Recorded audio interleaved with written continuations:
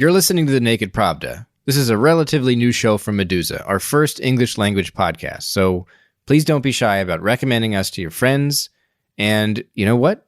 Leave a review on Apple Podcasts or wherever you're tuning in. It would be great.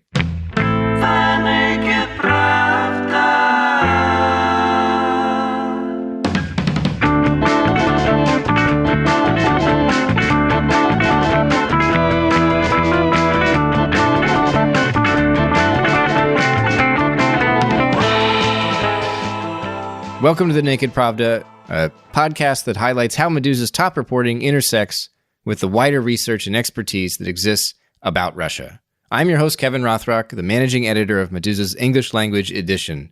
And I'm going to be honest with you. When I started arranging today's episode, I was worried that it would be boring. I talked to some friends about doing a whole show on the mechanics of Russia's presidential administration, and they looked at me like I was the dumbest idiot in the world. While the jury's still out on that last bit, I think it's safe to say that this week's bombshell developments in Russia make the subject of power politics there in the executive branch especially salient. As yucky as it sounds, it's a good week to be a Kremlinologist.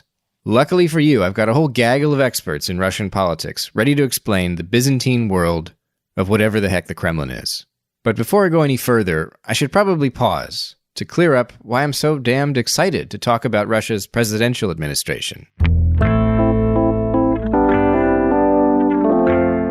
2 days ago, Vladimir Putin made his annual State of the Nation speech, where he called for constitutional amendments that would redistribute power in the Russian state, possibly weakening the presidential administration, which is the focus of today's discussion on the Naked Pravda. And then his entire cabinet stepped down, and longtime Prime Minister Dmitry Medvedев was moved, some would say demoted, to a new number 2 spot on Russia's Security Council. It's still early days, but some of what Putin proposed includes amending the procedure for appointing government ministers, giving the parliament the right to name top officials, forcing the president to consult with the upper house of parliament when appointing the heads of state security agencies, limiting presidents to 2 terms, no more of this 2 consecutive terms business, raising residency requirements on presidential candidates, and enshrining the state council, currently just an advisory body, as a state agency.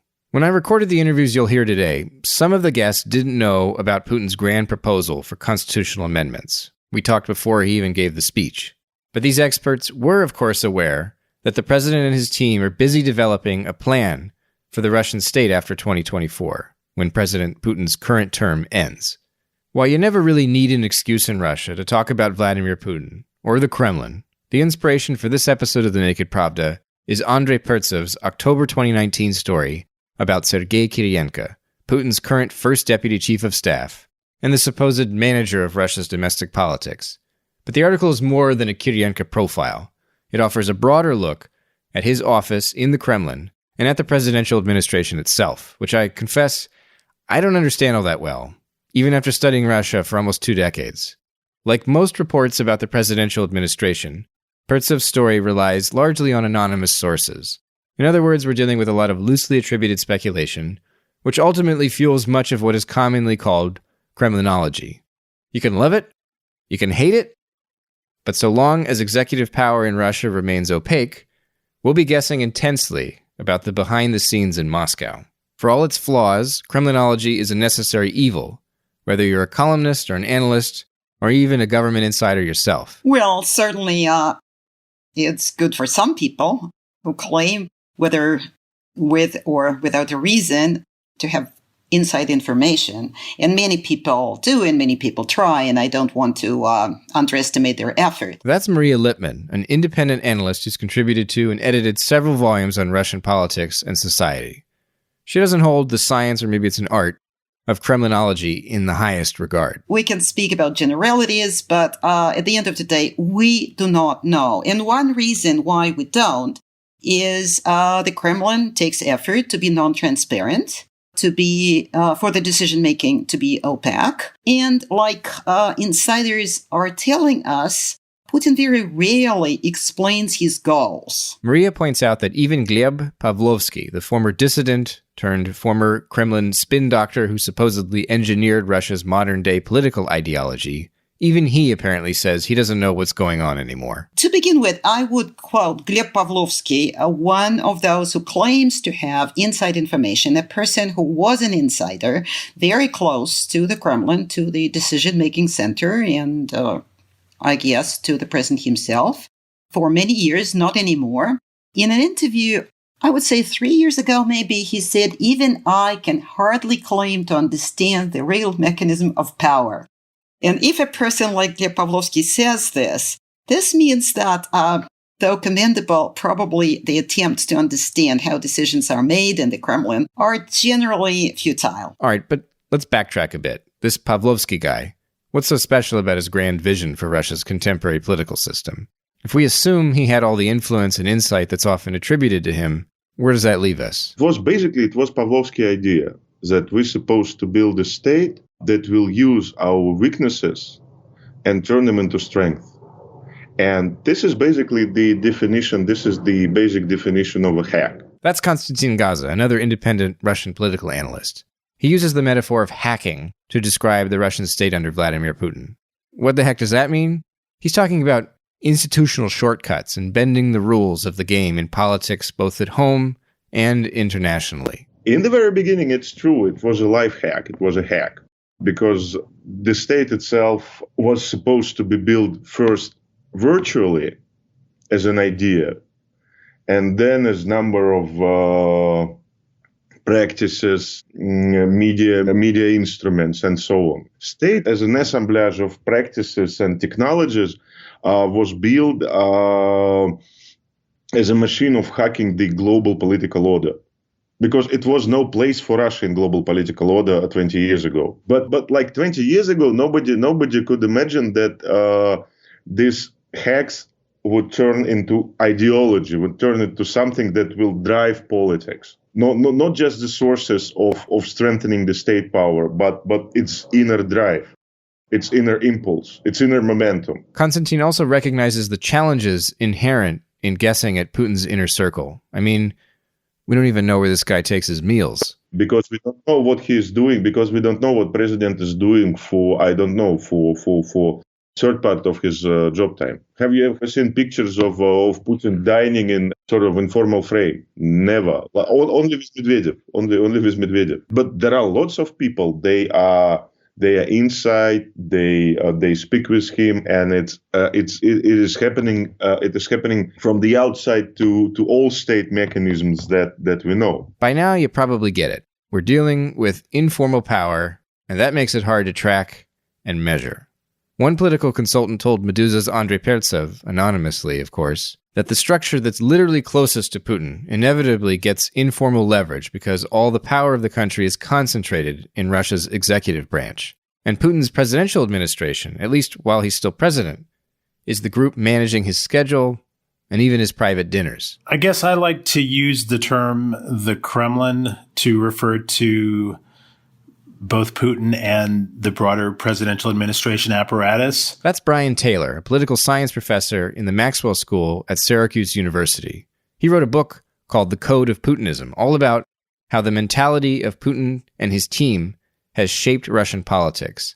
So I think if we look at legislation that refers to the structure of Russian politics, the presidential administration is not singled out as a powerful political body. So in that sense, it doesn't have formal authority vested in it by the Constitution or by other laws the way the various components of the government, the ministries, the Duma, the Federation Council, and all the other actors have a more explicit place in the formal institutional structure. This is how he explains the presidential administration's power. But I think it's fair to say that it plays an essential role in the system and in some ways is more powerful than some of those other parts of the state that are enumerated more specifically in law. So if we just think back to where the administration sits, they took over the buildings that were formerly occupied by the Central Committee of the Communist Party. Those are the people who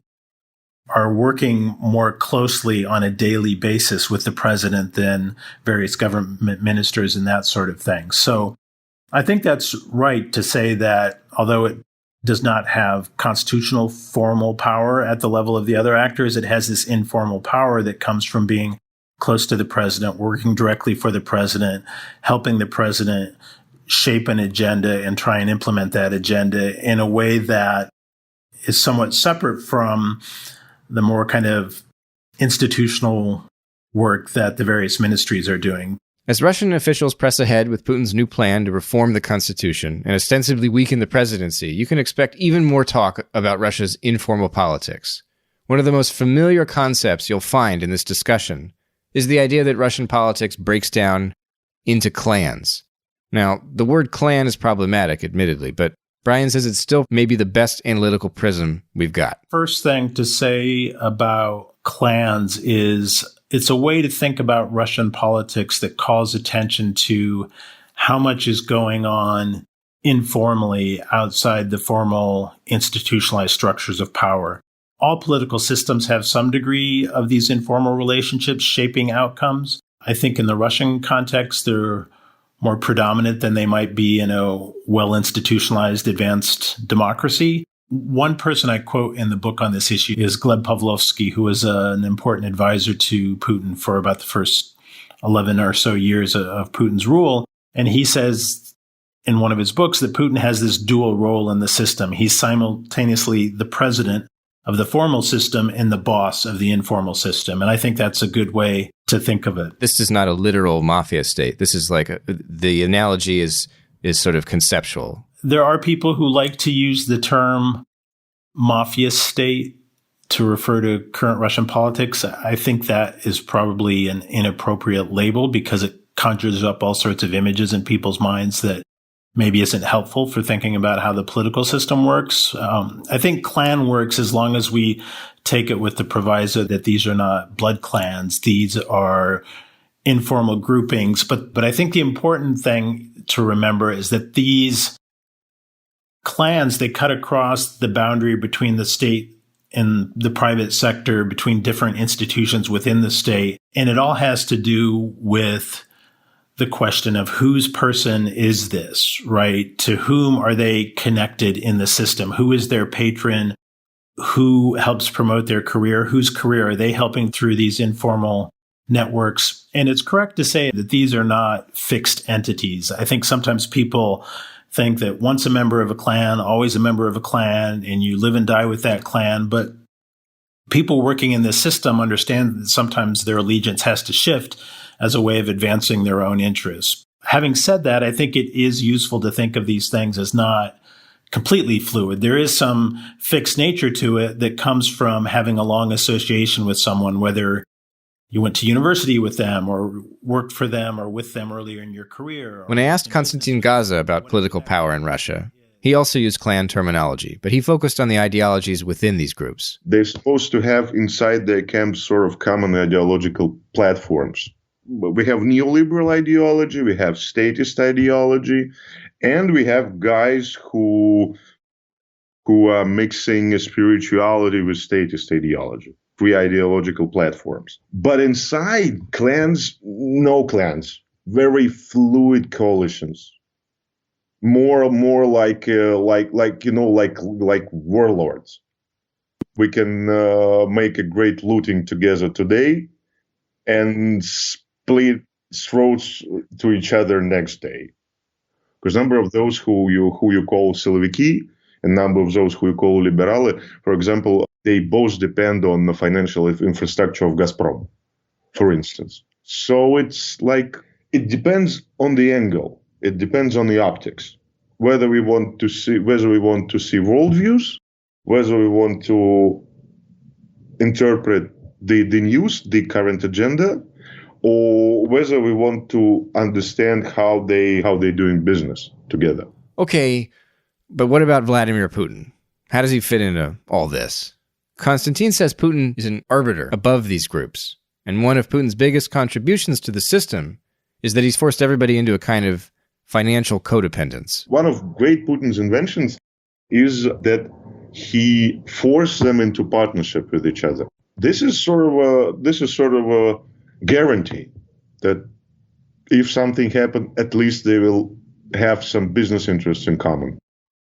and having business interests in common will protect him as a leader from a number of very unpleasant things, like coup d'etat or something. Thinking about Putin's role in Russia's clan system, you start to wonder what he wants from the state as a whole. You can find people who accuse him of authoritarian appetites just as easily as folks who celebrate him for rebuilding the federal government. When assessing if Putin has been a bad ruler, Maria Lipman says it's worth considering Putin's own point of view on the matter. I think it probably makes more sense to look at what Putin himself seeks, what Putin as the ultimate decision maker wants his system to be. And I think the top priority as applies to domestic situation is broad public acquiescence, not necessarily ardent love, but broad public acquiescence to the Kremlin's policies. This acquiescence is ensured is not by keeping the public at large in fear. This is not the goal. And Putin does not seek to, maybe not a very good expression, to offend his people. He does not want to look offensive. One of the elements of acquiescence, one may be sending a signal that you dare not rise against the political power of the country, but another is the government believes it should deliver. This being said, of course, these are not the only priorities there are. And especially if we look early on, of course, Putin wanted his country to develop. Of course, he wanted the economy to grow. He wanted and said so on many occasions the productivity of labor to grow. And he wanted the business climate to improve. I would say up until more or less 2012, 2014, Putin was able to balance his top priority of control within. Acquiescence, stability, Putin unchallenged and uncontested, and on the other hand, all these wonderful things, good development, good national development, and economic growth, etc. He was able to balance the two. But beginning in 2012, and especially after 2014, this balance was tilted, quite significantly so. And this is how I think we can draw a conclusion that control, understood as acquiescence and stability, is the most important priority, and others can be sacrificed for the sake of that priority. Do you think that those priorities have always been in place in that specific hierarchy, or have they shifted? Because, you also get this, I've heard frequently that Putin has kind of become more conservative or more authoritarian as he's been in office, or do you think the writing was on the wall from the start? Well, I don't think there's any doubt that the sense of the power of the state, power of the Kremlin should be reinstated. The country that Putin inherited in 2000 was in a state of misery and turmoil, and Putin undertook to reinstate the power of the state and stability, and people were grateful to him for that. The way he went about reinstating stability was by actually building an authoritarian political system, political order, with him at the top. Bryan Teylor has a whole chapter about how Russia is misruled in his book. Here's how he says he arrived at this conclusion. The way that you have these two parallel political processes going on in the formal institutions and then the informal one, first of all, and then the extreme disbalance on the formal side, what I call hyper-presidentialism in the book, where the presidential administration and the executive branch have really come to dominate very much over countervailing sources of power, whether it's the legislative branch or the courts or the regions. So that hypercentralization of the executive branch on the one side, along with this strong component of informal politics, I think in general leads to less effective rule over time than we might have in a system that was better balanced, better institutionalized, and that sort of thing. The reason I conclude in the book that the system is quote unquote misruled is that if we look at Russian performance across a whole range of areas, whether it's fighting corruption or the strength of the rule of law or the effectiveness of this or that priority policy area, whether it's healthcare or building roads or, running the Sochi Olympics or whatever it might be, that we find that there's just a lot of waste and inefficiency in the system. And I think it's important to note that I'm not saying that based on comparing them to some ideal model or expecting them to work as efficiently as Germany or Sweden or something like that. It's more comparing them to countries in their neighborhood that have a post-Soviet or post-communist legacy, or comparing them to countries at similar levels of economic development. Even in those respects, we see that Russia often falls short of what one might expect them to be able to accomplish given those sets of comparisons. But is Russia's era of hyper-presidentialism coming to an end? It's been only 2 days since Putin proposed a bunch of constitutional amendments, but it does seem that the system we've come to know, the one we've been talking about on this show, is about to change somehow, maybe in a big way. After these changes, will Putin retain as much power as he has now? Does Russia need Putin to survive, as Sergei Kirienko's predecessor, Vyacheslav Volodin, once said when he worked in the Kremlin? It's a hotly debated question. But Konstantin Gaaze doesn't think Putin is so essential. It doesn't matter whether it's Putin or not. The function is essential. The function that you have huge pieces of property, of business interests, and you're supposed to split them into pieces, and you're supposed to feed all groups in your surrounding to keep sort of a bad equilibrium, bad balance. Because balance cannot be good. Once again, they think that the world and human nature basically and existentially corrupted. And in such optics, it can be Putin, it can be Medvedev, it can be someone else. Look at his charisma. Putin's charisma is 100% instrumental. He's not a charismatic leader. But in the end, huge machinery works to produce his charisma. Don't focus on him as a charismatic leader, as number of European or American analytics do. Look at how the machine of producing his charisma is working. If he won't blow it up in act of large-scale political suicide, it can work without him. So what about these constitutional amendments? And what's the significance of the entire ministerial cabinet resigning in the aftermath of Putin's State of the Nation speech on January 15th? Is Putin blowing up the system? It wasn't until after I recorded all these interviews that Russia's president proposed overhauling the Constitution. But what about the presidential administration? And what do Putin's changes mean for the Kremlin? I had to know. So I talked to some more experts. I do think institutionally, at least the formal institutions, yes, this is the weakening of the super-presidential system. That's Yana Gorochovskaya, a research scholar who studies authoritarian regimes and the evolution of civil society in post-Soviet states. But that doesn't say anything about the distribution of informal power. And that's really where sort of the important part of the Russian politics lies. She says something like Putin's new constitutional program has been expected for a while. Yeah, so I think people have been talking about this for some time now, that it was unlikely that Putin was going to stay or alter the constitution to stay in the presidency, and that he was instead going to create some other role for himself. And so the reforms to the state council, kind of the strengthening of the state council, seems like that was a likely scenario going forward. But just because reforms were on their way doesn't mean it will be business as usual down the road, Yana says. She thinks the empowering of Russia's legislative branch will inject some needed vitality into the parliament,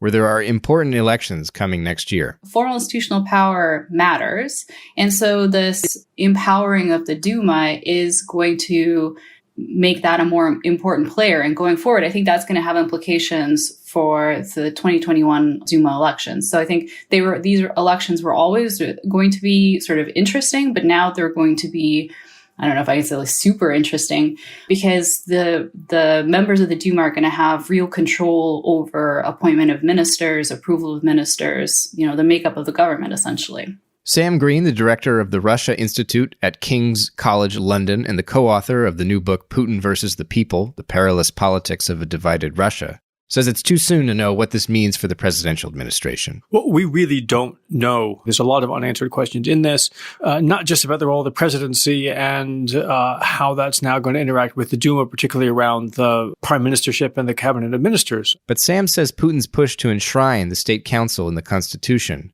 probably means it's about to take on a bigger role in the government. The State Council doesn't have a constitutional mandate, so one of the things that constitutional reform has to do is to create and clarify the mandate for that State Council. If that is in fact where the locus of power and coordination is going to be, then I think we might expect that a lot of the sort of agencies and offices and practices that are currently concentrated in the presidential administration simply change ownership, right? That they would move over into whatever this new structure, this new unified system of power is going to be. So does that mean the presidential administration is on the demise? Whatever happens, Sam says the proposed constitutional reforms won't likely reinvent the nature of Russia's current political regime, and we should expect power to remain concentrated somewhere in the executive branch. And everything we know about sort of systems of power is that even when sort of pushed to change, their core elements tend to remain the same.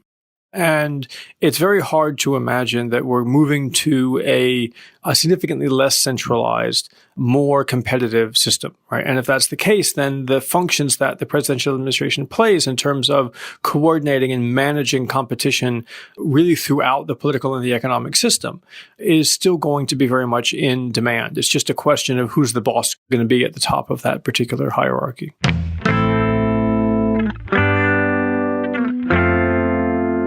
The presidential administration in some form or another will survive. That's Mark Galeotty, an expert in modern Russia with too many positions and accolades to list here, and whose most recent book is called We Need to Talk About Putin.